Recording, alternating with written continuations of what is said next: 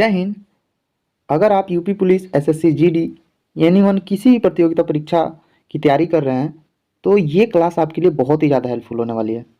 इसमें हम प्राचीन इतिहास के जितने इंपॉर्टेंट क्वेश्चन हैं सारे क्वेश्चनों को देखेंगे और चैप्टर वाइज देखेंगे। कैसे देखेंगे? Chapter wise. जैसे कि प्राचीन इतिहास में सबसे पहले स्टार्ट होता है क्या? हड़प्पा सभ्यता, वैदिक सभ्यता, और उसके बाद अपना देखोगे तो मौर्य काल आ जाएगा, मगध आ जाएगा, महाजनपद आ जाएगा। इन सबको बिल्कुल हम टॉपिक वाइज पढ़ेंगे और टॉपिक वाइज जितने भी इंपॉर्टेंट क्वेश्चन होंगे सारे क्वेश्चन यहाँ पे मैंने ले रखे हैं जो आपके किसी ना किसी एग्जाम में पूछे गए क्वेश्चन हैं। तो अगर आप किसी एग्जाम की तैयारी कर रहे हैं और आप एग्जाम देने जाने वाले हैं तो ये एक बार वीडियो जरूर देख कर जाइए। ठीक है, तो चलिए स्टार्ट करते हैं। सबसे पहला क्वेश्चन है, इतिहास का पिता कहा जाता है। इतिहास का पिता किसे कहा जाता है? इतिहास का पिता किसे कहा जाता है? तो हेरोडोटस को कहा जाता है। किसे कहा जाता है? हेरोडोटस। हेरोडोटस जो है इतिहास के पिता कहलाते हैं। क्वेश्चन पूछेगा इतिहास के जनक किसे कहते हैं, तो किसे कहते हैं? हेरोडोटस को। हेरोडोटस जो थे यूनान के रहने वाले थे। कहाँ के भैया? यूनान के रहने वाले थे। इनका जन्म हुआ था 484 ईसा पूर्व में, 484 ईसा पूर्व में, और इनकी मृत्यु हुई थी 425 ईसा पूर्व में। अब ये ईसा, ईसवी पूर्व और ईसा क्या होता है, जब मैं इतिहास की क्लास लूंगा तो वहाँ पे आपको बहुत अच्छे से समझा दूंगा। अभी आपको ये समझना है इतिहास के जनक या इतिहास के पिता किसे कहते हैं? तो हेरोडोटस को कहते हैं। किसको कहते हैं? हेरोडोटस को। जिसको नोट करना है नोट करे, या तो मैं पीडीएफ इसका अपने टेलीग्राम चैनल पे दे दूंगा, वहां से जाकर आप उसको डाउनलोड कर सकते हैं। पहिए का आविष्कार कब हुआ? तो नवपषाण काल में। पहिए का आविष्कार कब हुआ? नवपषाण काल में पहिए का आविष्कार हुआ। और नवपषाण काल में कुछ चीजें और हैं जिसके बारे में जान लीजिए। यहाँ से कृषि का साक्ष्य मिलता है। नवपषाण काल से क्या मिलता है? कृषि का साक्ष्य। नवपषाण काल से आपको क्या मिलेगा? कृषि का साक्ष्य। क्वेश्चन पूछेगा प्राचीन इतिहास में कृषि का साक्ष्य सबसे पहले कहाँ से मिला? तो नवपषाण काल से। हड्डी के उपकरण या हथियार कहाँ से मिले? तो नवपषाण काल से। और साथ ही साथ अगर बात करें तो इसका साक्ष्य कहाँ से मिला है? तो बिहार से मिला है। कहाँ से? बिहार से। ये भी चीज आप नोट रखेंगे। ठीक है, तो इतिहास के पिता किसे कहते हैं? हेरोडोटस को। पहिए का आविष्कार किसने किया? पहिए का आविष्कार कब हुआ? तो नवपषाण काल में। आग की खोज कब हुई? तो आग की खोज पूरा पषाण काल में हो गया था। आग की खोज कब हुआ? पूरा पषाण काल। अरे आग आग कहाँ लगता है? पुअरा में। तो पुअरा में आग लगेगा तो कैसे याद रखेंगे? पूरा पषाण काल। समझ में है? पशुपालन आरंभ कब हुआ? पशु पशु मतलब आप जानते हैं पशु का पालना आरंभ कब से हुआ? तो मध्य पषाण काल से। कब से? मध्य पषाण काल से। ठीक है, तो अभी आपने क्या क्या देखा? इतिहास के पिता किसे कहते हैं? हेरोडोटस को। पहिए का आविष्कार कब हुआ? नवपषाण काल में। आग की खोज कब हुई? पूरी पषाण काल में, पूरा पषाण काल में। और पशु पालन आरंभ कब हुआ? मध्य पषाण काल से। भीमबेटका प्रसिद्ध किस लिए है? गुफाओं के लिए। गुफा शैली चित्र, यानी कि भीमबेटका जो कि मध्य प्रदेश में है, रायसीना के पहाड़, रायसीना जिले में। और मध्य प्रदेश के इस भीमबेटका में एक गुफा है और गुफा में चित्रकारी की गई है। तो भीमबेटका किसके लिए प्रसिद्ध है? तो गुफा में चित्रकारी के लिए। समझ में आ रहा है ना? चित्र हेतु। भीमबेटका कहाँ है? तो रायसीना जिले में पड़ता है, मध्य प्रदेश में। कहाँ पड़ता है? मध्य प्रदेश के रायसीना जिले में। ठीक है, क्वेश्चन पूछेगा भीमबेटका कहाँ है तो ऑप्शन ज्यादा करके क्या आता है? मध्य प्रदेश। और जिला पूछेगा तो रायसीन, रायसेन। ठीक है, नेक्स्ट हम देखते हैं। चलिए आगे बढ़ते हैं, ध्यान दीजिए। देखिए, विश्व का सबसे प्राचीन प्रथम अभिलेख। अभिलेख मतलब समझते हैं आप लोग? किसी चीज को लिखवा देना, जैसे पत्थर पे लिखवा देना, किसी चीज पे लिखवा के जब आप लिखवा देते हो तो उसे क्या बोलते हैं? अभिलेख बोलते हैं। तो कौन सा है?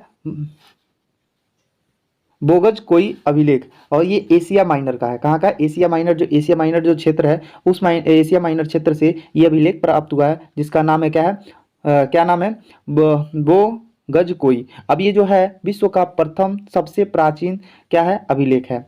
भारत में सॉरी, मानव ने सर्वप्रथम किस धातु का प्रयोग किया? मानव ने सबसे पहले किस धातु का प्रयोग किया? तो तांबे का। किसका? तांबे का सबसे पहले प्रयोग किया। क्वेश्चन एग्जाम में कैसे पूछेगा? कहेगा मानव ने, मनुष्य ने सबसे पहले किस धातु का प्रयोग किया? तो तांबे का। किसका? तांबे का। सबसे पहला पालतू पशु कौन सा था? कुत्ता। और इन्होंने पालतू पशु पालना कब स्टार्ट किया? कब किया? तो अभी मैंने आपको पीछे बताया, मध्य पषाण काल से। ठीक है, सिंधु सभ्यता का काल क्या था? सिंधु सभ्यता। अब ये सिंधु सभ्यता क्या आ गया? आपको समझ ही नहीं आएगा। जो लोग नए हैं, जिन लोगों ने कभी इतिहास पढ़ा नहीं, उनके लिए ये अजीब नाम थोड़ा सा लगेगा, और जिन लोगों ने पढ़ा है उन चीज़ों को तो वो लोग इन चीज़ों को जानते हैं। सिंधु सभ्यता देखिए, आज से कई हजार वर्ष, जैसे 2500 वर्ष पहले माना जाता है कि एक अच्छी खासी सभ्यता शहर थी और इस समय जब खुदाई हो रहा है तो ये शहर निकल रहे हैं और ये जो शहर जो खोदा जा रहा है ये सिंधु नदी के तट पे खोदा जा रहा है जिसे हम सिंधु सभ्यता के नाम से जानते हैं। ठीक है, सिंधु नदी के किनारे वो सभ्यता मिली इसीलिए हम सिंधु सभ्यता के नाम से जानते हैं। तो उसका काल कब से कब तक बताया गया है तो 2500 से लेकर 2700 ईसा पूर्व बताया गया, ईस्वी नहीं ईसा पूर्व बताया गया। 2500 से लेकर 1750 ईसा पूर्व बताया गया है। ठीक है, तो सिंधु सभ्यता काल कब से कब तक है तो 2500 से 1750 ईसा पूर्व तक। सिंधु घाटी सभ्यता थी, कैसी सभ्यता थी तो आदि ऐतिहासिक। अब ऐतिहासिक आदि ऐतिहासिक क्या होता है तो इसके बारे में समझते हैं थोड़ा सा हम। एक है इतिहास। अब जो इतिहास है, इतिहास को हम 3 काल खंडों में बांटकर पढ़ते हैं। कितने? 3 काल खंडों में हम बांटकर पढ़ते हैं। एक होता है प्राग ऐतिहासिक काल। क्या होता है? प्राग ऐतिहासिक काल। एक होता है आदि ऐतिहासिक काल। क्या होता है? आदि ऐतिहासिक काल। ठीक है, एक होता है क्या? आदि ऐतिहासिक काल और एक होता है ऐतिहासिक काल। अब इसके बारे में समझिए, 3 तो है। प्राग ऐतिहासिक काल उस काल को कहेंगे जिसमें तो हमें साक्ष्य मिले, जैसे प्राचीन सभ्यता में पूरा पाषाण काल, मध्य पाषाण काल, ये सब मिले, साक्ष्य मिले, पर हमको कोई लिखित साक्ष्य नहीं मिला, उसे हम बोलते हैं प्राग ऐतिहासिक काल। क्या बोलेंगे? प्राग ऐतिहासिक काल। आदि ऐतिहासिक काल किसे कहेंगे? देखिए, यहाँ से आदि ऐतिहासिक काल किसे कहेंगे? जहाँ से लिखित साक्ष्य भी मिले और साक्ष्य भी मिले, पर जो लिखित साक्ष्य मिले वो पढ़ा नहीं गया, जिसे हम आदि ऐतिहासिक काल कहते हैं। वैसे ही हड़प्पा सभ्यता में लिखित साक्ष्य मिले, अभिलेख मिले, कई चीज लिखित साक्ष्य मिले, पर उसको पढ़ा नहीं गया, इसीलिए उसको आदि ऐतिहासिक काल कहते हैं। तो आपको बहुत ही अच्छे से समझ में आ गया होगा आदि ऐतिहासिक काल। ठीक है, तो सिंधु घाटी सभ्यता थी क्या? आदि ऐतिहासिक। ठीक है, सिंधु सभ्यता प्रसिद्ध थी किस लिए? नगर नियोजन हेतु। उसका जो नगर की जो व्यवस्था थी, आज इस समय जो हम शहर डेवलपमेंट कर रहे हैं, जो शहर बना रहे हैं, वैसे उस समय का शहर बनाया गया था जो इस समय वर्तमान में खुदाई में मिल रहा है। ठीक है, सिंधु सभ्यता की लिपि क्या थी? लिपि मतलब क्या होता है? जिसे हम लिखते हैं उसे हम लिपि कहते हैं और जिसे हम बोलते हैं उसे क्या कहते हैं? भाषा कहते हैं। तो हम बोलते कौन से भाषा है? हिंदी। पर हम जो ये हिंदी लिखे हैं कौन सी लिपि है? तो देवनागरी लिपि है। तो ऐसे ही कह रहा है सिंधु सभ्यता के लिपि क्या थी तो भाव चित्रात्मक थी। क्या थी? भाव चित्रात्मक, यानी वो कुछ भी कहते थे तो चित्र से प्रकट करते थे। जैसे कि उन्हें कहना है कि मैंने आज मैंने किसी का शिकार किया, तो क्या करते थे? इसे एक लड़का बना दिए और उसके हाथ में तीर धनुष दे दिया, अब आगे बकरी दौड़ा देंगे, चाहे कुछ और ही दौड़ा देंगे, उसी को मारेंगे। यानी कि ये क्या थी? भाव चित्रात्मक थी। तो लिपि क्या थी? भाव चित्रात्मक। समझ में आया आपको? अब ध्यान दीजिएगा, अब कह रहा है सिंधु सभ्यता के लोग, यहां ध्यान दीजिएगा, सिंधु सभ्यता के लोगों का व्यवसाय क्या था? व्यवसाय जिससे उनका जीवन यापन चले। तो व्यवसाय क्या था? कृषि था। क्या था? कृषि। पर इनकी मुख्य फसल, सिंधुवासियों का मुख्य फसल क्या था? तो जौ और गेहूं था। जौ और गेहूं। क्योंकि आप कहोगे, जानते होगे, दादी बा से पूछिएगा कि जब दादी बा ये बताइए पुराने जमाने में सबसे ज्यादा आप लोग क्या खाते थे? तो कहेंगे जौ का रोटी खाते थे, गेहूं का रोटी चलता था। और इस समय भाई मैदे की रोटी मारा, आजकल तो लेकिन छोला भटूरा खा रही है, भटूरा छोला। ठीक है, तो वो टाइम था, इसीलिए सिंधुवासी का मुख्य फसल क्या था? जौ और गेहूं। और उनका व्यवसाय क्या था? कृषि। भाषा क्या थी? भाव चित्रात्मक। सिंधु सभ्यता किस लिए प्रसिद्ध है? नगर नियोजन के लिए। और सिंधु घाटी सभ्यता कैसा है? ऐतिहासिक, आदि ऐतिहासिक है। ठीक है, अब कुछ चीजें हैं जिसके बारे में हम जानते हैं, आप लोग सभी लोग जानते हैं। ये जो हम दिशा लिख रहे हैं, ऊपर के साइड हमेशा क्या होता है? उत्तर होता है। नीचे के साइड हमेशा दक्षिण होता है। इस साइड हमेशा पूरब होता है और इस साइड हमेशा क्या होता है? पश्चिम होता है। इतना तो आप सभी को पता है। अब देखिए, अब जो ये स्थल मिले तो कोई ऐसा स्थल होगा जो उत्तर की तरफ मिला होगा, एकदम लास्ट में उत्तर की तरफ, अंतिम छोर में, और एक कोई ना कोई स्थल होगा जो दक्षिण की तरफ मिला होगा, कोई ना कोई स्थल होगा जो पूरब की तरफ मिला होगा। मिला होगा कि नहीं मिला होगा? जाहिर सी बात मिला होगा। सिंधु घाटी सभ्यता जो नदी है, सिंधु नदी है, उस सिंधु नदी के बिल्कुल उत्तर में कोई ना कोई सभ्यता मिला होगा। खुदाई के समय, खुदाई अभी भी हो रहा है, कहीं ना कुछ मिल रहा है, और कोई ना कोई एकदम दक्षिण में मिला होगा। तो ऐसे ही सिंधु सभ्यता का पूर्वी स्थल, सबसे पूर्वी स्थल जो था, आलमगीरपुर था। कौन सा था? आलमगीरपुर। अब आलमगीरपुर जो है मेरठ में, मेरठ का है उत्तर प्रदेश में। तो क्वेश्चन कैसे पूछेगा? सिंधु घाटी सभ्यता का सबसे पूर्वी पूरा स्थल कौन सा था? तो आलमगीरपुर। ऐसे ऐसे भी क्वेश्चन पूछ सकता है। हड़प्पा सभ्यता क्यों बोल रहे हैं? क्योंकि इस सिंधु नदी के तट पर जब खुदाई स्टार्ट हुआ 1953 में जब रेलवे दौड़ाना था, तो उसी की पटरी बिछाई जा रही थी, तो ईंटें कुछ था वहाँ पे, तो ईंटों को निकाल के लगाने लगे। बाद में मालूम चला कि यहाँ पे एक शहर है अच्छा खासा, तो उसको खुदाई के दौरान निकाला गया, तो सिंधु नदी के तट पर निकाला गया। और जब सिंधु नदी के तट पर वो शहर खुदाई करके जब बाहर आया, तो सबसे पहला शहर आया हड़प्पा, इसीलिए इसको हड़प्पा सभ्यता के नाम से भी जानते हैं। तो सिंधु घाटी सभ्यता बोले या हड़प्पा सभ्यता बोले तो आपको कंफ्यूज नहीं होना है। समझ में आ गया। तो पूर्वी स्थल कौन सा है? आलमगीरपुर, जो कि कहाँ है? मेरठ में है। पश्चिमी पूरा स्थल कौन सा है? सुतका गेंडोर। कौन सा है? सुतका गेंडोर, जो बलूचिस्तान में है। सुतका गेंडोर कहाँ है? बलूचिस्तान में, भारत में वर्तमान में नहीं है। तो पश्चिमी कौन सा है भैया? सुतका गेंडोर है, जो कहाँ है? बलूचिस्तान में है। उत्तरी पूरा स्थल कौन सा है? मांडा। उत्तर में कौन सा है? मांडा। और मांडा कहाँ है? जम्मू कश्मीर, इस समय लद्दाख बोल सकते हैं आप। क्या बोल सकते हैं? लद्दाख। और लद्दाख के साइड से ही आपकी सिंधु नदी आती है, आपको पता ही है। ठीक है। अखनूर, जम्मू कश्मीर। तो उत्तरी पूरा स्थल कौन सा है? मांडा। दक्षिणी पूरा स्थल कौन सा है? दैमाबाद, जो कि अहमदाबाद में है, महाराष्ट्र में। महाराष्ट्र में पड़ता है अहमदाबाद, और अहमदाबाद में क्या है? दैमाबाद। और दक्षिण है, दौ से दक्षिण है, दौ से दैमाबाद। ठीक है। सिंधु सभ्यता थी क्या? नगरीय सभ्यता। सिंधु सभ्यता कैसी थी? नगरीय सभ्यता। गांव वाली सभ्यता नहीं थी, नगरीय सभ्यता थी। यानी वो नगर था, वहां पे उनका व्यवसाय क्या था? कृषि था।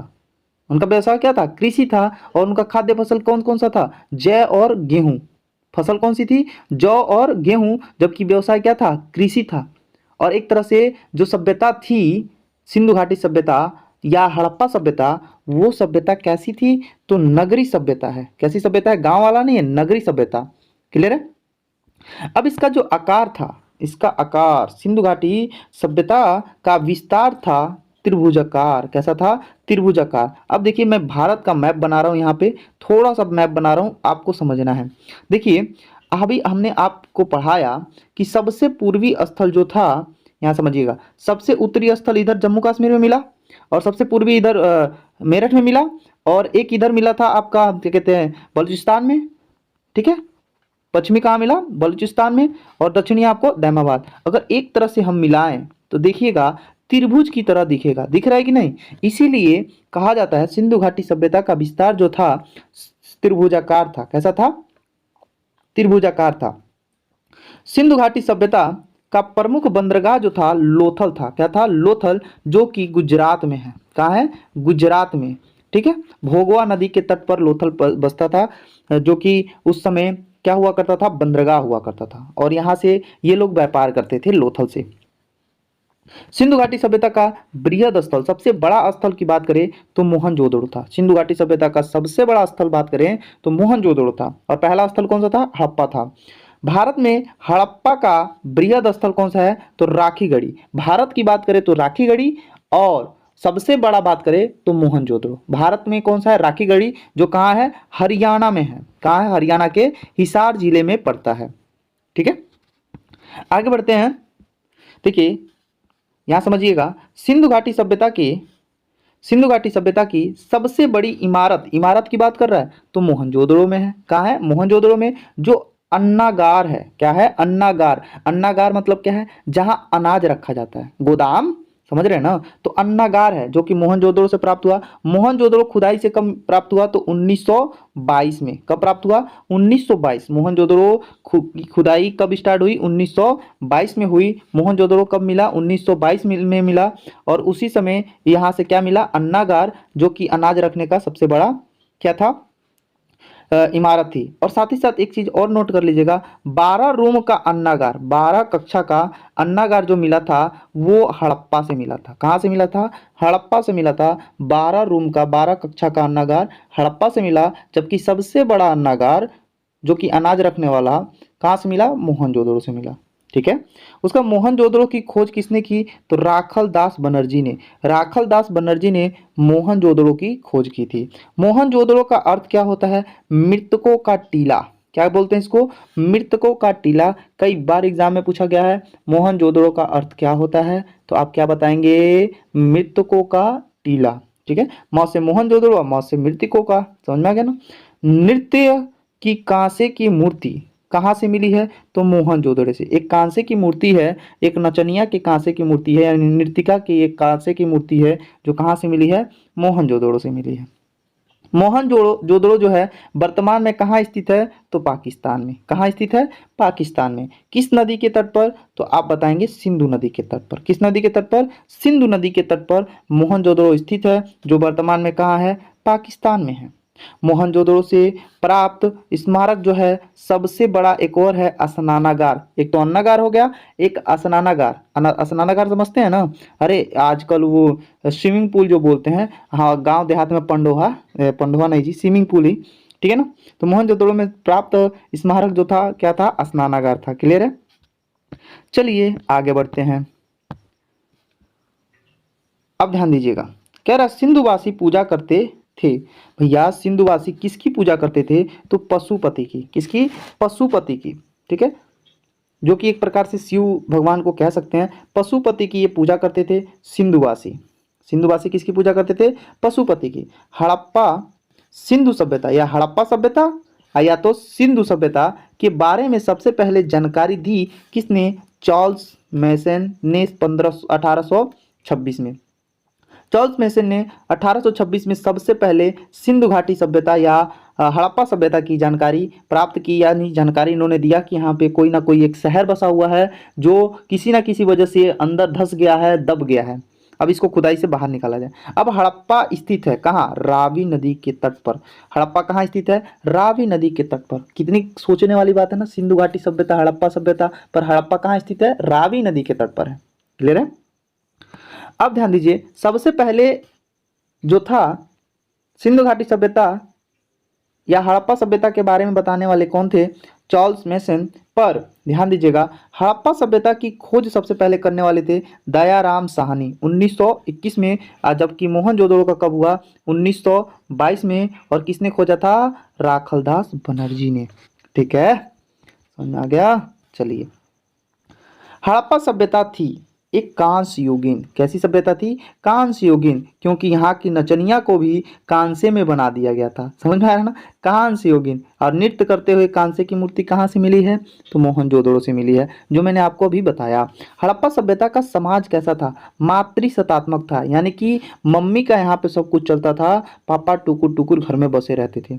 यानी हड़प्पा सभ्यता का समाज कैसा था? मातृसत्तात्मक था, यानी कि यहाँ पे माता को महान माना जाता था, सबसे आगे माना जाता, बड़ा माना जाता था। समझ में आ रहा ना? और धीरे धीरे हमको लग रहा है फिर से हड़प्पा सभ्यता का समाज आने वाला है हमारे भारत में, क्योंकि आजकल हस्बैंड लोग खुद देर आ रहे हैं।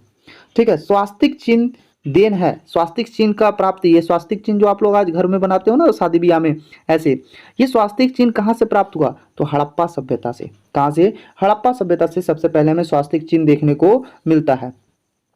R37 कब्रिस्तान कहाँ से मिला? कौन सा? R37 कब्रिस्तान, यानी कि कब्रखान हुआ। 37 कहाँ से मिला? हड़प्पा से मिला। हड़प्पा के लोग अपरिचित थे, जो नहीं जानते थे कि हमें इसके बारे में, किसके बारे में नहीं जानते थे? तो लोहे के बारे में नहीं जानते थे। हड़प्पा वासियों को लोहे का कोई ज्ञान नहीं था।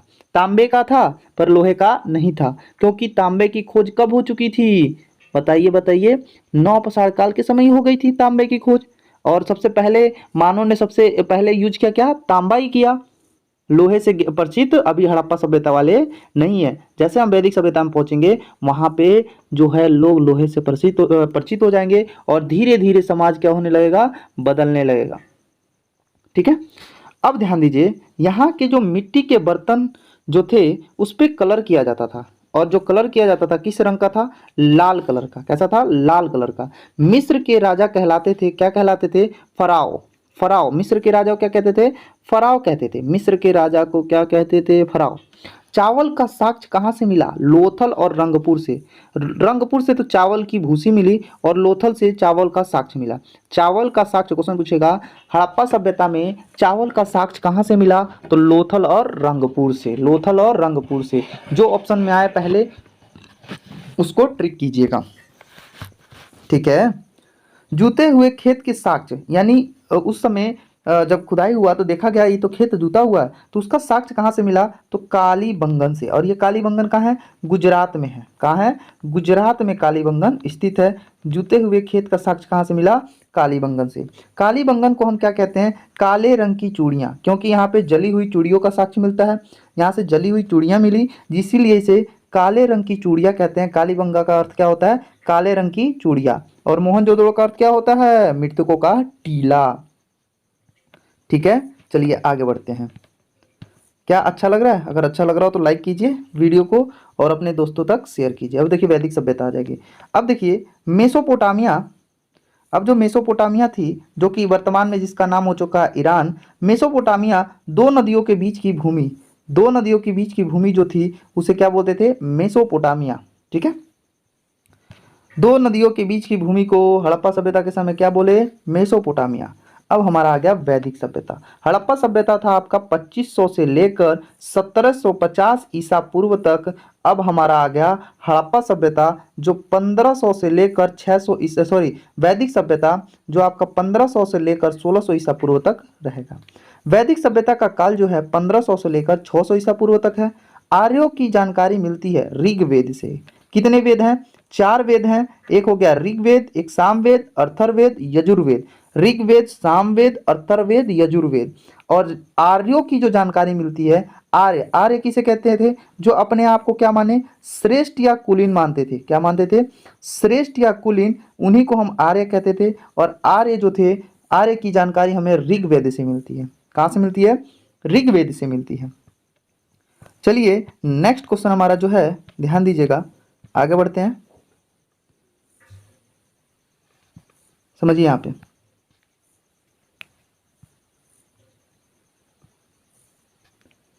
यहाँ समझिए, वैदिक काल में किस जानवर को अधन्या कहते थे? बहुत ही इंपॉर्टेंट क्वेश्चन है, स्टार लगा दीजिए। अधन्या किसे कहते थे? तो गाय को। अधन्या का मतलब होता है जिसका वध ना किया जाए, जिसका वध ना किया जाए उसे हम अधन्या कहते हैं। तो वैदिक काल में किस जानवर को अधन्या कहते थे? गाय को। ऋग वैदिक काल में आजीवन और अविवाहित रहने वाली महिला को क्या कहते थे? अमाजू। क्या बोलते हैं? अमाजू। ठीक है, यानी आजीवन तक, जब जब कोई स्त्री उस समय शादी नहीं करती थी, आजीवन अविवाहित रहती थी, तो उसे क्या बोलते थे? अमाजू। आर्य भारत कब आए? 1500 ईसा पूर्व में से पहले ये भारत आए थे। आर्य सबसे पहले पंजाब में एवं अफगानिस्तान में बसे थे। आर्य जो थे सबसे पहले कहाँ बसे? तो पंजाब में। कभी कभी ऑप्शन में देता है सिंधौ प्रदेश या सप्त सिंधौ प्रदेश। क्या देता है? सप्त सिंधौ प्रदेश। और ये सप्त सिंधौ प्रदेश पंजाब का ही नाम था। सप्त सिंधौ प्रदेश किसका नाम था? पंजाब का ही नाम था। ठीक है, नेक्स्ट क्वेश्चन हमारा जो है, आर्यों का मूल निवास स्थान कहाँ है? आर्य कहाँ से आए थे? तो मध्य एशिया से आए थे। कहाँ से आए थे? मध्य एशिया से आए थे। आर्यों का मुख्य व्यवसाय क्या था? तो पशुपालन और कृषि। जबकि वैदिक सभ्यता के जो लोग थे, सॉरी, हड़प्पा सभ्यता के जो लोग थे उनका मुख्य व्यवसाय क्या था? तो केवल कृषि था। और जबकि वैदिक सभ्यता के लोगों का व्यवसाय पशुपालन और कृषि दोनों है। ठीक है, अब यहाँ ध्यान दीजिएगा, आर्यों की भाषा क्या है और पेय पदार्थ क्या है? क्या वो लोग पीते थे और भाषा क्या थी? तो आर्यों की भाषा संस्कृत थी और पीते थे वो सोम रस। क्या पीते थे? सोम रस। क्या पीते थे? सोम रस। सोचते थे हम देवता हैं, सोम रस पीते हैं। ठीक है, आर्यों का प्रिय पशु कौन सा था? तो घोड़ा था। आर्यों का प्रिय पशु कौन सा था? घोड़ा। और प्रिय देवता की बात करें तो इंद्र। क्वेश्चन पूछेगा, आर्यों का प्रिय देवता कौन? इंद्र। प्रिय पशु कौन? घोड़ा। आर्यों की भाषा क्या थी? संस्कृत थी। आर्य पेय पदार्थ, क्या पेय पदार्थ में यूज करते थे? तो सोमरस। क्या पीते थे? सोमरस। आर्यों का समाज कैसा था? पितृ प्रधान था। यानी कि हड़प्पा सभ्यता में आपने देखा समाज क्या था? मातृसत्तात्मक था। अब ये क्या है? पितृसत्तात्मक है, यानी पितृ प्रधान है। यानी यहाँ पे अब सब कुछ किसका चलेगा? पिता का चलेगा। ठीक है, यानी घर का प्रधान कौन हो गया इस समय? पिता हो गए वैदिक सभ्यता में। यानी कि आर्यों का समाज कैसा था? पितृ प्रधान था। समझ में आया? आगे चलते हैं। वेदों की संख्या कितनी है? तो वेदों की संख्या 4 है। और वेदांगों की संख्या कितनी है? 6। तो क्वेश्चन ध्यान से सुनिएगा, अगर पूछेगा वेदों की संख्या कितनी है तो आप क्या बताएंगे? 4। और वेदांगों की संख्या कितनी है? तो कितनी है भैया? 6। तो वेदों और वेदांगों में आप कंफ्यूज नहीं होंगे। अगर कोई पूछेगा वेदों की संख्या तो कितनी है, तो वेदों की संख्या 4 है और वेदांगों की संख्या 6 है। क्लियर है? सबसे प्राचीन वेद कौन सा है? तो ऋग्वेद है। और चारों वेदों के बारे में हमने बताया। और ऋग्वेद में सूक्तों की संख्या कितनी है? 1028। कितनी है भैया? 1028 सूक्त हैं इसमें। ऋग्वेद के संकलकर्ता यानी कि जिसने ऋग्वेद को लिखा, जिसने इसको माने कि जो भी है संकल्प किया, किसने किया? कृष्णद्वैपायन वेद व्यास ने। ऋग्वेद के संकलकर्ता कौन थे? कृष्णद्वैपायन वेद व्यास। कृष्णद्वैपायन वेद व्यास ऋग्वेद के संकलकर्ता। ऋग्वेद को पढ़ने वाले ऋषि को होता बोलते हैं। क्या बोलते हैं? होत्र। क्या बोलते हैं भैया? होत्र बोलते हैं। र नीचे लगा लीजिएगा, होत्र बोलते हैं। ऋग्वेद में सबसे बार वर्णित नदी कौन सी है? ऋग्वेद जो हमारा वेद है ऋग्वेद, उसमें पढ़ते समय सबसे ज्यादा किस नदी का वर्णन है? तो सिंधु नदी का है। किस नदी का है? सिंधु नदी का है। और ऋग्वेद को पढ़ने वाले को क्या बोलते हैं? होत्र बोलते हैं। और ऋग्वेद के संकलकर्ता कृष्णद्वैपायन वेद व्यास। और सबसे प्राचीन वेद ऋग्वेद। सबसे प्राचीन वेद ऋग्वेद। और सबसे नया वेद अथर्ववेद। कौन सा है? अथर्ववेद। ठीक है। सूक्तों की संख्या ऋग्वेद में 1028 है। ऋग्वेद में बड़ी तो सबसे पवित्र नदी, यानी कई बार वर्णित, वर्णित मतलब ऋग्वेद में किस नदी का वर्णन सबसे पवित्र नदी के रूप में हुआ है? तो सरस्वती नदी का। सबसे ज्यादा बार वर्णित सबसे ज्यादा बार किस नदी की बात की गई है? तो सिंधु नदी। ऋग्वेद में गंगा नदी और यमुना नदी का उल्लेख है। गंगा नदी का 1 बार और यमुना नदी का 3 बार। गंगा नदी का उल्लेख 1 बार है और यमुना नदी का 3 बार है ऋग्वेद में। और ऋग्वेद में जो है सबसे पवित्र नदी किसे कहा गया है? तो सरस्वती नदी को कहा गया है। ऋग्वेद में वर्णित प्रमुख देवता कौन है? तो इंद्र हैं। अभी हमने बताया आर्यों के प्रमुख देवता कौन थे? इंद्र। पशु कौन था? घोड़ा। और गाय को क्या बोलते थे? अधन्या, जिसकी हत्या ना की जाए। इंद्र को हम पुरंदर भी बोलते थे। क्या बोलते थे? पुरंदर। गायत्री मंत्र है ऋग्वेद के तीसरे मंडल में। ऋग्वेद का जो तीसरा मंडल है किसके लिए है? तो गायत्री मंत्र के लिए है। किसके लिए है? गायत्री मंत्र। ऋग्वेद के तीसरे मंडल में किसका उल्लेख है? गायत्री मंत्र का। गायत्री मंत्र की रचना विश्वामित्र ने किया था। गायत्री मंत्र की रचना किसने किया था? विश्वामित्र ने किया था। और गायत्री मंत्र जो है ऋग्वेद के तीसरे मंडल में है।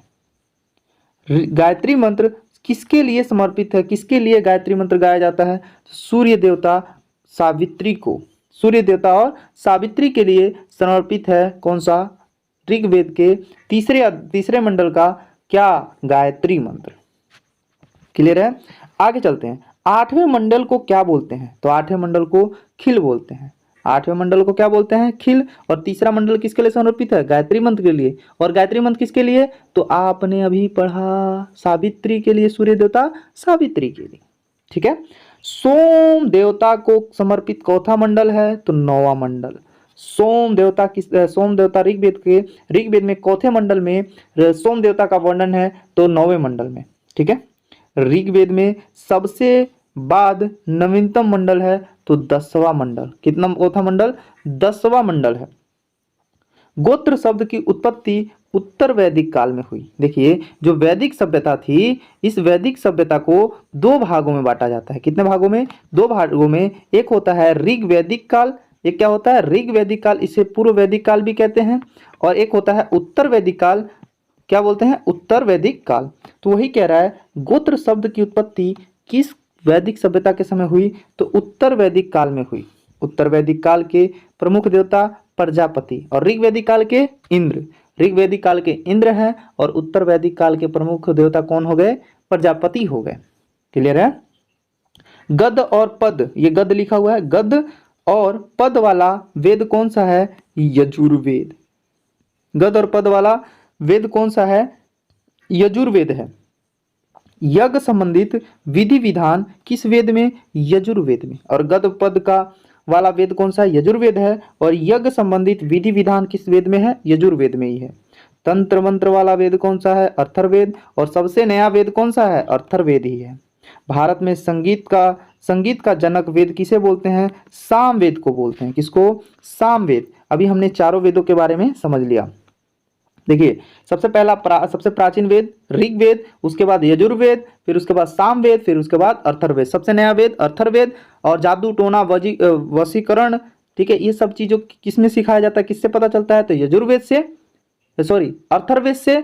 और संगीत के बारे में पता चलता है तो किससे, सामवेद से। और यज्ञ वज्ञ के बारे में, विधि विधान के बारे में मालूम चलता है यजुर्वेद से। क्लियर है।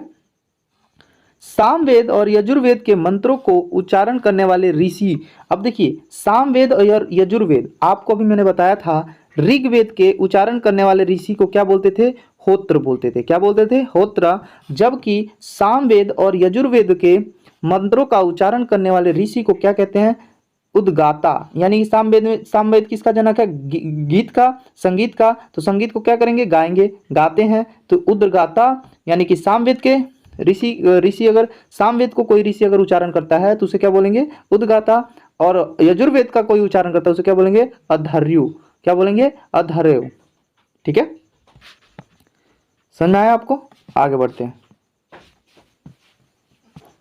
अब देखिए जितने भी हमारे वेद थे उन वेदों को पढ़ने में दिक्कत हो रही थी, ज़्यादा संस्कृत, कठिन संस्कृत में थे, तो उसका उच्चारण थोड़ा सा कम संस्कृत में किया गया, जिसे हम ब्राह्मण ग्रंथ के नाम से जानते हैं। किसके नाम से, ब्राह्मण ग्रंथ। ऐसे ऋग्वेद के भी ब्राह्मण ग्रंथ है, यजुर्वेद के भी, तो उन सब के बारे में जानते हैं। देखिए ऐत्रेय ब्राह्मण ग्रंथ किससे संबंधित है, तो ऋग्वेद से। किससे, ऋग्वेद से। तो ऋग्वेद का ब्राह्मण ग्रंथ कौन सा, ऐत्रेय। पंचविश ब्राह्मण ग्रंथ किसका है, तो सामवेद का है। पंचविश ब्राह्मण ग्रंथ किसका है, सामवेद का। गोपथ ब्राह्मण ग्रंथ किसका है, अथर्ववेद का। गोपथ किसका है, अथर्ववेद का है। समझ में आ रहा है ना। शतपथ ब्राह्मण ग्रंथ यजुर्वेद का है। पुराणों की संख्या कितनी है, 18। भारत में या प्राचीन समय में पुराणों की संख्या कितनी थी या कितना है, 18 है। पुराणों की संख्या कुल कितनी है, 18। हम कितने पुराण है, 18 का अध्ययन। अब देखिए पुराणों का अध्ययन करने वाला पहला मुस्लिम कौन था, अल-बुरूनी था। अल-बुरूनी ने पुराणों का अध्ययन किया। अल-बुरूनी ने क्या किया, पुराणों का अध्ययन किया। ऐत्रेय ब्राह्मण ग्रंथ किसके लिए है, ऋग्वेद के लिए। पंचविश सामवेद, पंचविश सामवेद, गोपथ अथर्ववेद, शतपथ यजुर्वेद। ठीक है, चलिए आगे बढ़ते हैं। पुराणों के संकलकर्ता को क्या बोलते हैं, पुराणों के संकलकर्ता कौन थे, लोमहर्ष और उग्रशर्वा। उग्रशर्वा और लोमहर्ष जो थे, जिन्होंने पुराणों का संकलकर्ता यानी कि पुराणों को लिखा या इसको संकलन किया, किसने, लोमहर्ष और उग्रशर्वा ने। सबसे प्राचीन पुराण कौन सा था, मत्स्य पुराण। सबसे प्राचीन पुराण कौन सा है, मत्स्य पुराण है। मौर्य वंश की जानकारी हमें किस पुराण से मिलती है, तो विष्णु पुराण से। मौर्य वंश की जानकारी हमें विष्णु पुराण से मिलती है, जबकि सबसे प्राचीन पुराण है मत्स्य पुराण। और मौर्य वंश की जानकारी हमें किससे मिलती है, विष्णु पुराण से मिलती है। सतवाहन वंश की जानकारी हमें मत्स्य पुराण से मिलती है। और ये कैसा पुराण है, सबसे पुराना पुराण है। ठीक है, सबसे पुराना है। गुप्त वंश की जानकारी हमें वायु पुराण से मिलती है। गुप्त वंश की जानकारी हमें वायु पुराण से मिलती है, जबकि मौर्य वंश की जानकारी हमें विष्णु पुराण से मिलती है। कैसे याद रखेंगे, तो ध्यान दीजिएगा, मौर्य वंश में जो गौतम बुद्ध थे, कहा जाता है कि विष्णु के अवतार थे, इसलिए आप कह सकते हैं मौर्य वंश की जानकारी हमें विष्णु पुराण से मिलता है। सबसे प्राचीन पुराण जो कि मत्स्य पुराण है, पुराणों के संकलकर्ता लोमहर्ष और उग्रशर्वा। आगे बढ़े, चीजें आपको याद होनी चाहिए। अरे 2 3 4 बार वीडियो देखो, रट जाएगा एक ही बार में। ध्यान दीजिएगा। उपनिषद विषय वस्तु जो दर्शन का है, किसका है, दर्शन का है। उपनिषद क्या है, उपनिषद मतलब होता है गुरु के पास बैठकर ज्ञान प्राप्त करना, उसी को हम उपनिषद कहते हैं। अब उपनिषद में जो है, उपनिषद विषय वस्तु जो कि दर्शन का है। दर्शनों में सर्वाधिक प्राचीन कौन सा है, सांख्य दर्शन है। सबसे प्राचीन दर्शन कौन सा है, सांख्य दर्शन है। न्याय और सांख्य दर्शन के प्रतिपादक कौन थे, तो न्याय के गौतम थे और सांख्य थे कपिल थे। क्वेश्चन पूछेगा न्याय दर्शन के प्रतिपादक कौन है, तो गौतम है। सांख्य के कौन है, तो कपिल है। योग और मीमांसा, योग के कौन है, पतंजलि। पतंजलि में देखिए, पतंजलि रामदेव बाबा योग करते थे, तो पतंजलि को किससे रखेंगे याद, योग से। मीमांसा जैमिनी, मीमांसा का जैमिनी। देखिए म है, मी और इसमें भी है मी। सांख्य कपिल और न्याय गौतम। गौतम भगवान न्याय करने में आगे थे, बताइए आपको याद हो गया। तो न्याय का क्या है, गौतम। सांख्य दर्शन के प्रतिपादक कौन है, कपिल। योग दर्शन के पतंजलि, मीमांसा के जैमिनी।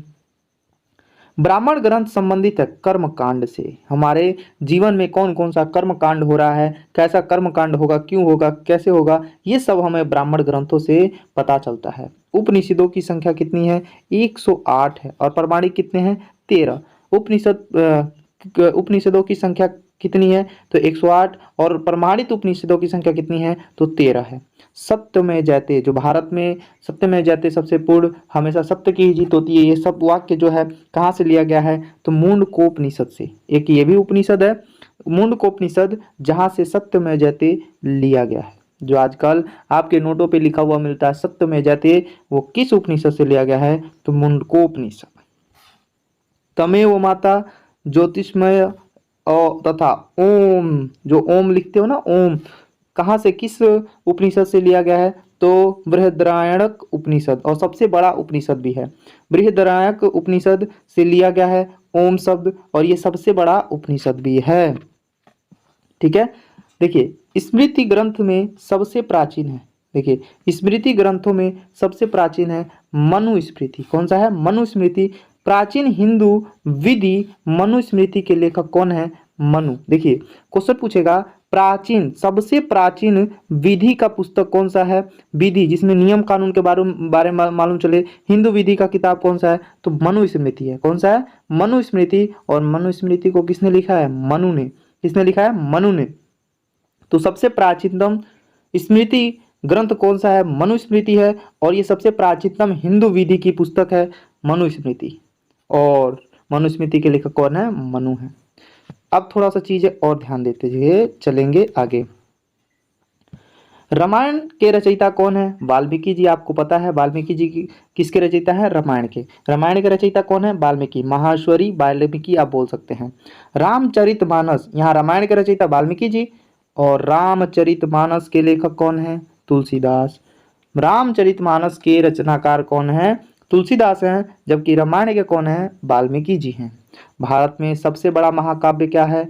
महाभारत। और महाभारत को किस और नाम से जानते हैं? जय संहिता, जो कि बहुत ही ज्यादा इंपॉर्टेंट है। एग्जाम में कई बार क्वेश्चन पूछा गया है। महाभारत का अन्य नाम क्या है? जय संहिता। महाभारत के रचयिता कौन है? वेद व्यास, महेश्वरी वेद व्यास जो थे महाभारत के, और वाल्मीकि जी रामायण के, और रामचरितमानस के तुलसी जी। रामचरितमानस के लेखक कौन है? तुलसी जी। ठीक है। महाभारत का अन्य नाम क्या है? जय संहिता है। महाभारत का अन्य नाम क्या है? जय संहिता है। महाभारत का फारसी में अनुवाद रमजानामा, ठीक है, नाम किया था। यानी कि महाभारत को फारसी में अनुवाद करने का काम किया बदायूनी ने। और बदायूनी ने जब फारसी में अनुवाद किया तो इसका नाम रखा, क्या रखा? रजनामा। रजनामा नाम रखा। तो क्वेश्चन पूछेगा महाभारत का फारसी में अनुवाद किसने किया? तो बदायूनी ने। बदायूनी ने फारसी में अनुवाद जब महाभारत का किया तो इसका नाम क्या रखा? रजनामा। क्या रखा? रजनामा। और कब किया था? 16वीं शताब्दी में। 16वीं शताब्दी में बदायूनी ने महाभारत का फारसी में अनुवाद किया था। इन्होंने रामायण को भी फारसी में अनुवादित किया, जिसका किसने किया? बदायूनी ने। बदायूनी जो था रामायण और महाभारत दोनों को फारसी में अनुवाद किया था। और जबकि महाभारत को फारसी में अनुवाद करके उसका नाम क्या रख दिया?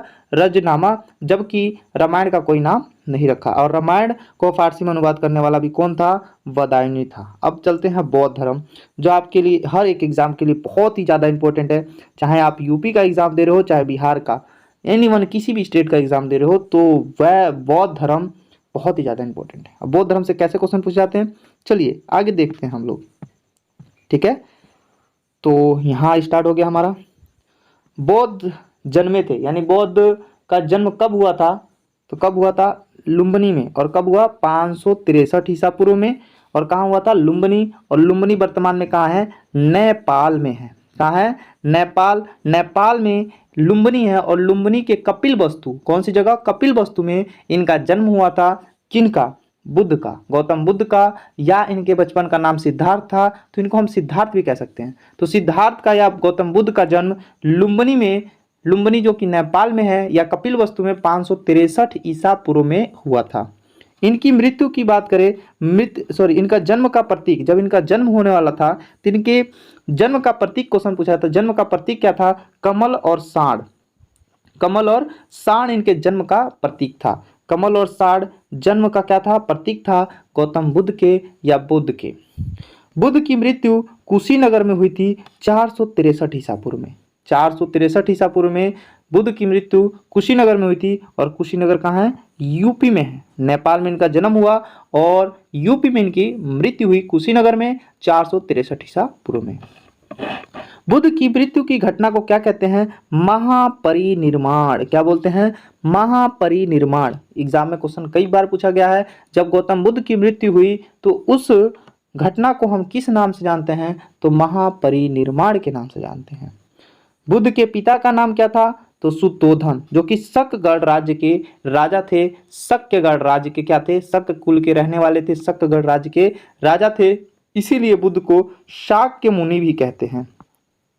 शाक्यगढ़ राज्य के इनके पिता राजा थे, इसीलिए इनको शाक्य मुनि भी कहते हैं। किसको, बुद्ध को। तो बुद्ध के पिता का नाम क्या था, सुद्धोधन नाम था, जो शाक्य कुल के थे, इसीलिए इनको बुद्ध को शाक्य मुनि के नाम से भी जानते हैं। और इनकी माता का नाम महामाया था। क्या नाम था, महामाया। महामाया देवी जो कोलीय वंश की थी। किस वंश की थी, कोलीय वंश की थी।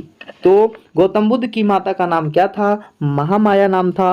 और किस वंश की थी, कोलीय वंश की। पिता का नाम सुतोधन था, जो शाक्य कुल के थे, इसीलिए गौतम बुद्ध को शाक्य मुनि के नाम से भी जाना जाता है।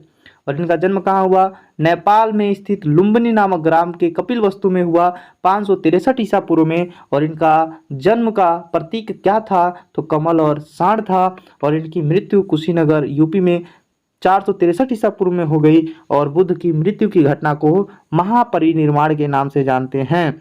और इनके पिता का नाम सुतोधन था, जो शाक्य कुल के थे। और इनकी माता का नाम महामाया था, जो कोलीय वंश की थी। बुद्ध का अन्य नाम जो था सिद्धार्थ था, या तथागत बोलते थे। क्या बोलते थे, तथागत या सिद्धार्थ। इनके बचपन का नाम भी सिद्धार्थ था। और इनका अन्य नाम की बात करें तो सिद्धार्थ ही बोल सकते हैं, तथागत। और भी कुछ नाम लिख सकते हैं आप लोग। शाक्यगढ़ हो गया, लाइट ऑफ एशिया के नाम से भी जाना जाते थे, यानी एशिया का प्रकाश कुंज। एशिया का प्रकाश कुंज किसे कहा जाता है, तो गौतम बुद्ध को ही कहा जाता है। बुद्ध के प्रथम गुरु का नाम क्या था, अलार कलाम था। तो बुद्ध के प्रथम गुरु का नाम क्या था, अलार कलाम। और बुद्ध का प्रिय घोड़े का नाम और सारथी का नाम क्या था, घोड़े का नाम था कंथक और सारथी का नाम था चन्नक। सारथी का नाम था चन्नक और घोड़े का नाम था कंथक। और गुरु का नाम था अलार कलाम। क्लियर है, आगे बढ़ते हैं। अब ध्यान दीजिएगा, जब गौतम बुद्ध ने घर को छोड़ा, अपने घर को त्याग दिया, तो उस घटना को क्या कहते हैं, महाविनिष्क्रमण। क्या बोलते हैं, महाविनिष्क्रमण। जबकि इनकी जब मृत्यु हुई तो क्या बोले, महापरिनिर्वाण। मृत्यु को क्या बोले, महापरिनिर्वाण। और घर छोड़ा तो क्या बोला गया, उस घटना को महाविनिष्क्रमण। ठीक है। बुद्ध के गृह त्याग का प्रतीक क्या है, देखिए जन्म का प्रतीक कमल और सांड था। अब घर का, जब इन्होंने घर छोड़ा, गृह छोड़ा, तब उसका प्रतीक क्या था, तो घोड़ा। क्या था भैया, घोड़ा था। बुद्ध का प्रथम प्रवचन क्या था, धर्म चक्र परिवर्तन। जब इन्होंने पहली बार उपदेश दिया, ज्ञान दिया, तो उसको हमने बोला धर्म चक्र परिवर्तन। तो आप जब मूवी देखते हो, जब गौतम बुद्ध को ज्ञान की प्राप्ति हो जाती है और उन्होंने पहली बार जब सारनाथ में अपना ज्ञान दिया, तो उसे हम धर्म चक्र परिवर्तन के नाम से जानते हैं। बुद्ध को ज्ञान की प्राप्ति कहाँ हुई, तो बोध गया। बोध गया कहाँ भैया, बिहार में है। कहाँ है, बिहार में बोध गया है। और कहाँ हुआ, निरंजना नदी के तट पर। और किस पेड़ के नीचे, पीपल के वृक्ष के नीचे, जिसे हम बोधि वृक्ष के नाम से भी जानते हैं। तो बुद्ध को ज्ञान की प्राप्ति बोध गया, पटना बिहार के बोध गया से हुआ, और निरंजना नदी के तट पर और पीपल के वृक्ष के नीचे। अब देखेंगे, जन्म हुआ नेपाल में, ज्ञान की प्राप्ति हुई बिहार में, और मरे कहाँ, कुशीनगर में। अब निरंजना नदी का एक और नाम है जिसको फल्गु नदी कहते हैं। तो कंफ्यूज नहीं होंगे, कई बार फल्गु नदी भी दे देता है, तो याद रखेंगे फल्गु नदी भी कहते हैं निरंजना को। क्लियर है आपको, चलिए आगे बढ़ते हैं। बुद्ध के प्रथम उपदेश कहाँ दिया, तो सारनाथ में दिया। बुद्ध ने सबसे पहला अपना उपदेश सारनाथ में दिया। बुद्ध उपदेश, जो अपना उपदेश दिया करते थे, पाली भाषा में देते थे। किस भाषा में देते थे, पाली भाषा में देते थे, क्योंकि उस समय बोलचाल की भाषा क्या थी, पाली भाषा थी। बुद्ध ने सर्वप्रथम उपदेश दिया श्रीवस्तु यानी कि सर्वाधिक सबसे ज्यादा उपदेश कहाँ दिया? श्रावस्ती में दिया। अब ये श्रावस्ती में क्यों दिया? क्योंकि वर्षा के दिन ये यहीं पे बिताते थे। वर्षा का दिन कहाँ बिताते थे? श्रावस्ती में। इसीलिए सर्वाधिक उपदेश श्रावस्ती में दिया बुद्ध ने। और सबसे पहला सारनाथ में ज्ञान की प्राप्ति बिहार के कहाँ? बोध गया में। और किस नदी के तट पर? निरंजना या फल्गु नदी के तट पर और पीपल के वृक्ष के नीचे। ठीक है, आगे बढ़ते हैं। चलिए, बुद्ध ने सर्वाधिक उपदेश कहाँ दिया? श्रावस्ती में दिया। बुद्ध ग्रंथों में सबसे प्राचीन ग्रंथ त्रिपिटक है। बुद्ध ग्रंथों में सबसे प्राचीन ग्रंथ जो है त्रिपिटक है। त्रिपिटक ग्रंथ है बुद्ध के उपदेशों का संग्रह। बुद्ध ने जितने भी उपदेश दिए हैं उसका संग्रह त्रिपिटक में है, इसीलिए इसको प्राचीन ग्रंथ के नाम से जानते हैं। तो बुद्ध के या बौद्ध धर्म का सबसे प्राचीन ग्रंथ कौन सा है? त्रिपिटक है। और त्रिपिटक में ग्रंथ में क्या है? तो बुद्ध के उपदेशों का संग्रह है। बौद्ध धर्म के त्रिरत्न हैं बौद्ध धम्म संघ। आप सुनते हो ना, बुद्धम शरणम गच्छामि, ठीक है, धम्मम शरणम गच्छामि, संगम शरणम गच्छामि, यानी 1 2 3, इन तीनों को हम क्या कहते हैं? बौद्ध धर्म का त्रिरत्न। ठीक है, आगे बढ़ते हैं। बौद्ध धर्म ग्रहण करने वाली पहली महिला गौतमी थी। इन्हीं की मौसी, जब इनकी मम्मी की मृत्यु हो जाती है, महामाया की जब इनकी मृत्यु हो जाती है, तो इनका पालन पोषण इन्हीं की मौसी गौतमी ने किया, प्रजापति गौतमी ने। और प्रजापति गौतमी पहली महिला थी जिन्होंने बौद्ध धर्म को ग्रहण किया था। बुद्ध चरित्र के रचयिता कौन है? तो अश्वघोष हैं। कई बार एग्जाम में पूछा गया है बुद्ध चरित्र को किसने लिखा है? तो अश्वघोष ने लिखा है। बुद्ध चरित्र के रचयिता कौन है? तो अश्वघोष है। प्रथम बौद्ध संगीति, संगीति क्या है? बुलाया गया सबको, आओ आओ भैया आओ, आओ बैठो, हमारे धर्म के बारे में जानो। तो पहली बौद्ध संगीति 483 ईसा पूर्व जब इनकी मृत्यु हुई तभी हुई। ईसा पूर्व में हुआ था। उस समय राजा हुआ करते थे, राजा अजाद शत्रु। और कहाँ उसकी राजधानी क्या थी? राजगीर थी। राजगीर में पहली बौद्ध संगीति हुई 483 ईसा पूर्व में। राजा अजात शत्रु था और शासक यानी कि शासक कौन था? अजात शत्रु था। और राजगीर में पहली बौद्ध संगीति हुई थी। दूसरी बौद्ध संगीति की बात करें 100 वर्ष बाद हुआ 383 ईसा पूर्व। आप समझ नहीं पा रहे होंगे कि ये उल्टा चल रहा है। ईसा पूर्व क्या चलता है? उल्टा, ये माइनस में। अब बताइए माइनस में इन दोनों में कौन बड़ा है? तो आप कहोगे 383। तो कभी भी समय क्या होता है? बढ़ता है। तो 483 छोटा हुआ, 383 क्या हुआ? बड़ा हुआ। अब 383 ईसा पूर्व में कालाशोक था। शासक कौन था भैया? कालाशोक। और जो संगीति हुई कहाँ हुई? वैशाली में। कहाँ हुआ? वैशाली में संगीति हुई और इसके जो शासक थे कालाशोक थे। तीसरी बौद्ध संगीति 250 ईसा पूर्व में हुआ, जो उस समय शासक हुआ करता था अशोक। अशोक के शासनकाल में हुआ और कहाँ हुआ? पाटलिपुत्र में। पहला हुआ राजगीर में, दूसरा हुआ वैशाली में, तीसरा हुआ पाटलिपुत्र में। पहला कब हुआ? 483 में, दूसरा हुआ 383 में और तीसरा हुआ 250 ईसा पूर्व में। पहले में राजा था, शासक था अजातशत्रु, दूसरे में कालाशोक, तीसरे में अशोक। अब चौथे की बात करें, चौथी बौद्ध संगीति जो था प्रथम ईस्वी में हुआ। कब हुआ? प्रथम शताब्दी ईस्वी में हुआ चौथी बौद्ध संगीति। और उस समय शासक था कनिष्क। कौन था भैया? कनिष्क था। और कहाँ हुआ? कुंडलवन, कश्मीर में। कश्मीर में स्थित कुंडलवन में चौथी बौद्ध संगीति हुई। प्रथम बौद्ध संगीति के अध्यक्ष कौन थे? महाकश्यप। अब अध्यक्षों के बारे में भी जान लेते हैं। तो पहला बौद्ध संगीति का अध्यक्ष कौन था? तो कौन था? महाकश्यप थे। कौन थे? महाकश्यप। दूसरी बौद्ध संगीति के अध्यक्ष थे साबक मीर। दूसरी बौद्ध समिति के अध्यक्ष कौन थे? साबक मीर। और दूसरी बौद्ध संगीति के शासक कौन था? कालाशोक था।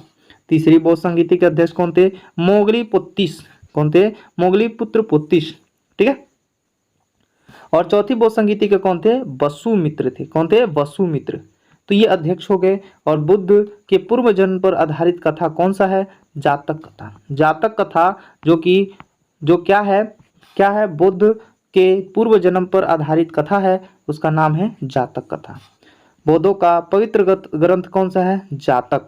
कौन सा है? जातक। और सबसे पुराना कौन सा है? त्रिपिटक, जिसमें बौद्ध के उपदेशों का संग्रहण है, माने कि संकलन है, माने कि पूरा इकट्ठा करके रखे हैं। बौद्ध धर्म का पूजा स्थल कौन सा है? चैत्र मंडप। कौन सा है? चंद्र मंडप, जो कि बौद्ध धर्म का पूजा स्थल है। एशिया का प्रकाश कुंज किसे कहते हैं? बुद्ध को कहते हैं। तो ये रहा आपका बौद्धिक सभ्यता बौद्ध धर्म, जो कि बहुत ही अच्छे से हमने बता दिया। हर एक इंपॉर्टेंट, जितने भी इंपॉर्टेंट क्वेश्चन थे जो एग्जाम में आपके एग्जाम में पूछने लायक क्वेश्चन थे, सारा मैंने आपको बता दिया। आप वनडे एग्जाम का आप आराम से इस क्वेश्चन को पढ़ के वनडे एग्जाम दे सकते हैं। आगे हम बात करेंगे अब जैन धर्म। कौन सा धर्म? जैन धर्म। आइए अब जैन धर्म के प्रथम तीर्थंकर कौन थे, इसके बारे में जानते हैं। जैन धर्म का संस्थापक या प्रथम तीर्थंकर की बात करें तो कौन थे? ऋषभदेव थे, जिनको आदिनाथ के नाम से भी जाना जाता है। तो जैन धर्म के प्रथम तीर्थंकर कौन थे? ऋषभदेव थे, जिनको आदिनाथ के नाम से जाना जाता है, और ये क्या थे? संस्थापक थे। जैन धर्म का वास्तविक संस्थापक की बात करें तो महावीर स्वामी थे, जो 24वें तीर्थंकर थे। कौन थे तीर्थंकर थे? 24वें तीर्थंकर थे महावीर स्वामी, जिनको वास्तविक संस्थापक माना जाता है। जैन धर्म के 22वें तीर्थंकर अरिष्टनेमी थे। कौन थे? अरिष्टनेमी थे। और 23वें तीर्थंकर पारसनाथ थे, और पारसनाथ 23वें तीर्थंकर थे। पारसनाथ को ज्ञान की प्राप्ति संवेद पर्वत पर हुई। संवेद शिखर पर्वत जो था, वहां पे इनको ज्ञान की प्राप्ति हुई पारसनाथ को, और इसीलिए इस पर्वत का नाम क्या रख दिया? पारसनाथ पर्वत कर दिया गया है। पारसनाथ ने 4 शिक्षा दी। कितनी शिक्षा? 4। देखिए सबसे पहले मैंने बताया आपको, प्रथम तीर्थंकर कौन थे? ऋषभदेव, इनका अन्य नाम था आदिनाथ। जैन धर्म का वास्तविक संस्थापक महावीर थे, जो 24वें तीर्थंकर थे, और 22वें तीर्थंकर अरिष्टनेमी थे, और 23वें तीर्थंकर पारसनाथ थे। पारसनाथ को ज्ञान की प्राप्ति संवेद पर्वत पर, संवेद शिखर पे हुआ था। पारसनाथ की 4 शिक्षा हैं। कितनी शिक्षाएं हैं? 4। पहला, सत्य बोलो। क्या बोलो? सत्य बोलो। अहिंसा ना करो। आश्रित मतलब चोरी ना करो। अपरिग्रह मतलब पैसा मत इकट्ठा करके रखो। समझ में आया? और 5वां महाव्रत जोड़ दिया किसने? महावीर स्वामी ने। कहा अरे भैया पारसनाथ जी, आपने 4 शिक्षा तो दिया कि झूठ मत बोलो, सत्य बोलो, अहिंसा ना करो, मारपीट झगड़ा ना करो, असत्य बोलो, माने कि झूठ क्या कहते हैं, असत्य ये मत करो, झूठ मत बोलो, अपरिग्रह मतलब पैसा इकट्ठा करके मत रखो। ये बोले महावीर स्वामी बोले कि ऐसे काम नहीं चलेगा, एक और बढ़ाओ, ब्रह्मचर्य रहना है, बियाह शादी नहीं करना है। लो गड़बड़ आ गया। पर 5वां महाव्रत क्या आ गया? ब्रह्मचर्य रहना है, महावीर स्वामी ने कह दिया, और ये सारा चौबोट हो जाता है एगो छोकरिया के चक्कर में। समझ में आ रहा है ना? अगर ध्यान दीजिएगा, अगर लाल पियर हरियर मिला तो ब्रह्मचर्य का नियम टूटा कि नहीं? लड़का झूठ बोलेगा, अरे हम तो खाली तो ऐसे बतियाते हैं, झूठ बोल दिया, ये हो गया। अहिंसा नहीं करेगा, अरे दादा दूसरे कोनो को मोटरसाइकिल चाहे कहीं भी बतियाते देख ले तो अहिंसा कर देगा। असे तो मतलब झूठ नहीं बोलेगा, आई माई के झूठ नहीं बोलेगा, वो 10 बेर क्रिया खाएगा, झूठ नहीं बोलेगा, ऐसा पक्का बोलेगा। अपरिग्रह पैसा नहीं इकट्ठा करेगा, जरूर करेगा, चोरी भी करेगा, तो आश्रित मतलब चोरी वोरी करना, ये सब कुछ करेगा, सब चौपट कर देगा एक ही बार। जैन धर्म का अंतिम 24वें तीर्थंकर कौन थे? महावीर स्वामी, जिसने 5वां महाव्रत दिया था, ब्रह्मचर्य रहना है। अब महावीर स्वामी के बारे में जानते हैं, जहां से आपके एग्जाम में क्वेश्चन आते हैं। महावीर स्वामी जिनकी पत्नी का नाम यशोदा था। क्या था? यशोदा। और महावीर स्वामी की पत्नी का नाम यशोदा था, और गौतम बुद्ध की पत्नी का नाम यशोधरा था। क्या था? यशोधरा। ये भी नोट कर लेंगे, गौतम बुद्ध की पत्नी का नाम यशोधरा था, और जबकि महावीर स्वामी की पत्नी का नाम यशोदा था। ठीक है, तो महावीर की पत्नी का नाम यशोदा था, और इनका जन्म कहाँ हुआ? कुंडलग्राम में। कुंडलग्राम कहाँ है? वैशाली में। वैशाली कहाँ है? बिहार में। 599 ईसा पूर्व में हुआ था इनका जन्म, महावीर का कुंडलग्राम के वैशाली में 599 ईसा पूर्व में हुआ था। इनकी मृत्यु पावापुरी में हुई। पावापुरी में 468 ईसा पूर्व में हुआ था इनकी मृत्यु महावीर स्वामी की। महावीर के बचपन का नाम था वर्धमान। महावीर के बचपन का नाम क्या था? वर्धमान। महावीर किस राजघराने में पैदा हुए? तो क्षत्रिय राजघराने में पैदा हुए थे। महावीर के पिता का नाम सिद्धार्थ था। महावीर के पिता का नाम क्या था? सिद्धार्थ। और गौतम बुद्ध के बचपन का नाम क्या था? सिद्धार्थ था। और इनके पिता का नाम क्या था? सिद्धार्थ, जो किस वंश के थे? अज्ञातक कुल के थे। महावीर की माता तिरसला थी। महावीर की माता का नाम क्या था? तिरसला। और गौतम बुद्ध की माता का नाम क्या था? महामाया, जो लिच्छवीगढ़ राज्य की थी। कहाँ की थी? लिच्छवीगढ़ राज्य की थी। महावीर की पुत्री का नाम क्या था? तो अनुजा या प्रियदर्शनी। क्या नाम था? प्रियदर्शनी। महावीर स्वामी के जो महावीर स्वामी 24वें तीर्थंकर थे, जिनकी पुत्री का नाम था प्रियदर्शनी, जिसे अनुजा के नाम से भी जाना जाता है। महावीर स्वामी को ज्ञान की प्राप्ति कहाँ हुई? तो जाम्बिक ग्राम में। कहाँ हुई थी? जाम्बिक ग्राम में रिजुपालिका नदी के तट पर साल वृक्ष के नीचे। और उनको कहाँ ज्ञान, गौतम बुद्ध को ज्ञान की प्राप्ति कहाँ हुई थी? बोध गया में निरंजना नदी के तट पर पीपल के वृक्ष के नीचे। और इनको हुई थी जाम्बिक ग्राम में रिजुपालिका नदी के तट पर साल वृक्ष के नीचे। जैन धर्म में पूर्ण ज्ञान, जब ज्ञान की प्राप्ति हो जाती है तो किस उनको क्या बोलते हैं? कैवल्य या जीन बोलते हैं। कैवल्य या जीन बोलते हैं। इस चीज को नोट रखिएगा, ठीक है। अब आगे बढ़ते हैं। आइए अब ध्यान दीजिएगा, महावीर ने प्रथम उपदेश कहाँ दिया? तो राजगीर में दिया, जबकि गौतम बुद्ध ने कहाँ दिया था? सारनाथ में दिया था। प्रथम शिष्य और अनुनायी कौन था? जमाली। कौन था? जमाली, जो कि दामाद भी था इनका। इनका दामाद कौन था? जमाली था। और जमाली भी प्रथम शिष्य था और इनका अनुनायी भी था कि इनके बाद खत्म हो जाएंगे तो इनके धर्म को आगे बढ़ाने वाला काम किसने किया? जमाली ने किया। महावीर और बुद्ध दोनों ने उपदेश दिया था मगध के नरेश बिंबिसार के शासनकाल में। बिंबिसार का शासन जब चल रहा था उसी समय महावीर और गौतम बुद्ध ने दोनों ने उपदेश दिया था। जैन धर्म के 3 रत्न, उसमें क्या था? त्रिपिटक था, ठीक है। और इसमें क्या है? त्रिरत्न है, उसमें भी 3 रत्न था। कौन कौन सा? बुद्ध, धम्म, संघ। और इसमें क्या है? सम्यक दर्शन, सम्यक ज्ञान और सम्यक आचरण। सम्यक दर्शन, सम्यक ज्ञान, सम्यक आचरण। उसमें क्या था? बौद्ध धर्म में बुद्ध, धम्म, संघ, ठीक है। जैन धर्म 2 संप्रदायों में बटा, एक को श्वेतांबर बोलते थे और एक को दिगंबर। जब महावीर स्वामी की मृत्यु हो गई तो धीरे धीरे बौद्ध धर्म 2 भागों में टूट गया, एक श्वेतांबर में और एक दिगंबर में। दिगंबर वाले कपड़ा नहीं पहनते थे, नंगा रहते थे, और श्वेतांबर वाले सफेद वस्त्र का धारण कर लिए। समझ में आ रहा है ना? ऐसे ही बौद्ध धर्म भी 2 भागों में टूट गया था। चौथी बौद्ध संगीति हुई और चौथी बौद्ध संगीति के बाद बौद्ध धर्म 2 भागों में टूट गया, एक ही हीनयान और एक महायान में। जो चीज मैंने नहीं बताया बता रहा हूँ, ठीक है। हीनयान और महायान में, ठीक है। श्वेतांबर संप्रदाय का संस्थापक कौन बने? तो स्थलबाहु। कौन बने? स्थलबाहु बने। और दिगंबर संप्रदाय का संस्थापक कौन बने? भद्रबाहु बने। कौन बने? भद्रबाहु। तो श्वेतांबर संप्रदाय के संस्थापक स्थलबाहु और दिगंबर के भद्रबाहु। जैन तीर्थंकरों की जीवनी का उल्लेख कपिल सूत्र में मिलता है। किसमें? कपिल सूत्र में। जितने भी तीर्थंकर हुए, जैसे कि 24वें तीर्थंकर कौन थे? महावीर। इन सभी 24 तीर्थंकरों के बारे में हमें कल्प सूत्र से पता चलता है। कल्प सूत्र की रचना भद्रबाहु ने की थी। किसने की थी? भद्रबाहु। और भद्रबाहु जो थे दिगंबर संप्रदाय के संस्थापक थे, ठीक है। आगे बढ़ते हैं। जैन साहित्य को कहा जाता है, जैन साहित्य को कहा जाता है आगम। क्या बोलते हैं? आगम बोलते हैं। जैन साहित्य को क्या बोलते हैं? आगम बोलते हैं। प्रथम जैन सभा या जैन संगीति 300 ईसा पूर्व में हुई थी पाटलिपुत्र में। कहाँ हुई थी? पाटलिपुत्र में, जिसके अध्यक्ष थे स्थलबाहु। कौन थे? स्थलबाहु की अध्यक्षता में पहली बौद्ध संगीति हुई 300 ईसा पूर्व में, और दूसरी बौद्ध संगीति हुई 512 ईस्वी में। एक तो हुआ ईसा पूर्व में, एक हुई 512 ईस्वी में। और कहाँ हुआ? बल्लवी, जो कि गुजरात में पड़ता है। देवी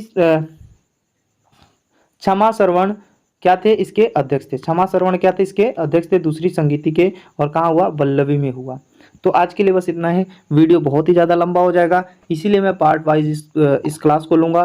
तो सभी लोग, जितने भी लोग हैं, किसी भी एग्ज़ाम की आप तैयारी कर रहे हो, एनीवन, कोई सा भी एग्ज़ाम है, हर एक एग्ज़ाम के लिए इम्पोर्टेंट है। तो अगर आपको एक बार में याद नहीं होता, 2 बार 3 बार, आप ऐसा कीजिए, रिकॉर्डिंग डाउनलोड कर लीजिए, ऑडियो केवल, और ऑडियो सुनिए। 2 बार 3 बार ऑडियो सुनेंगे, आपको चीज़ें याद हो जाएंगी। तो आज के लिए बस इतना ही। जय हिंद।